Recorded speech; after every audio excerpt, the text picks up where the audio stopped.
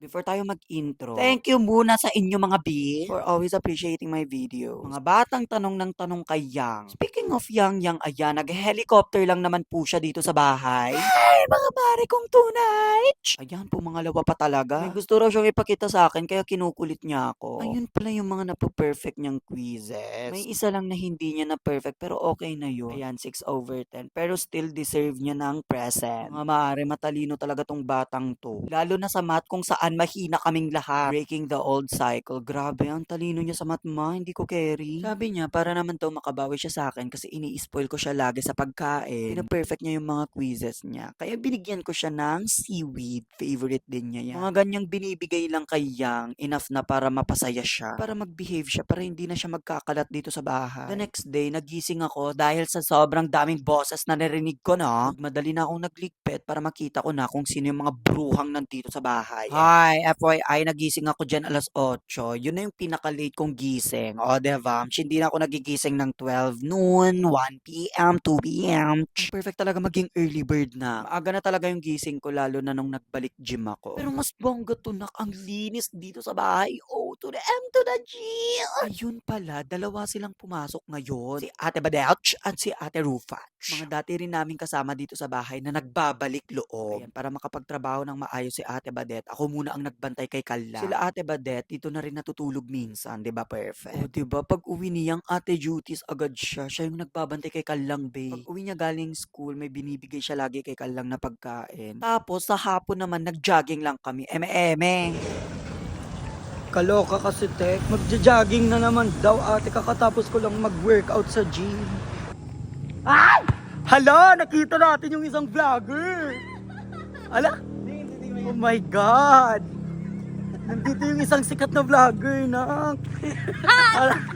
Hi! May food trip be, ano may exercise. I love it. What?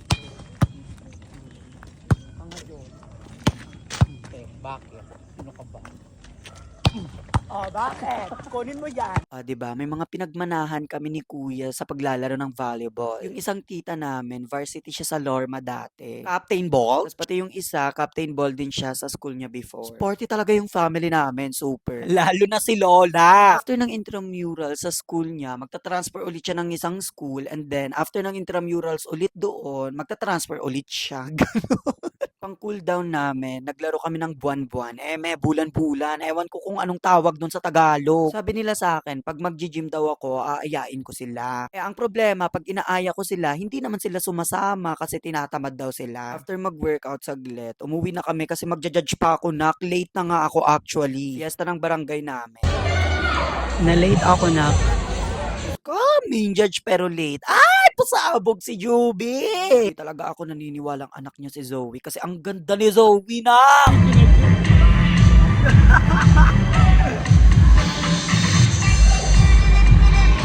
After ng isang intermission, nag-start na nga yung competition. Magagaling yung mga nag-perform, pero mas magaling to na kasi sa lahat ng performances, present siya, nandun siya lagi sa gitna. Diba nga, mapa-intermission man yan, nandyan lang siya na. Ito talaga ang winner ko sana. Golden ang kinanta niya. I don't honey like a sunny like a warm sea. We bring them hotter, boiling summer like the wind. Unang linya niya pa lang na may first na ako. First to claim the consolation prize. At dahil nagutom ako, nanghihingi ako ng pagkain sa audience. Nung nakita nilang nanghihingi ako ng pagkain, binigyan ako ng isang plato ng pansit, Shanghai at maha. O, diba? Bet nyo yon, judge na nagmumukbang. Go na, kipakita mo kung sino ka, wag kang mahiya. Ikaw ba naman mag-workout ng 3 oras tapos hindi pa kumakain, magugutom ka talaga niya. O, diba? Judger na, mukbanger pa. Ay na mga mare, okay ninayo, bye!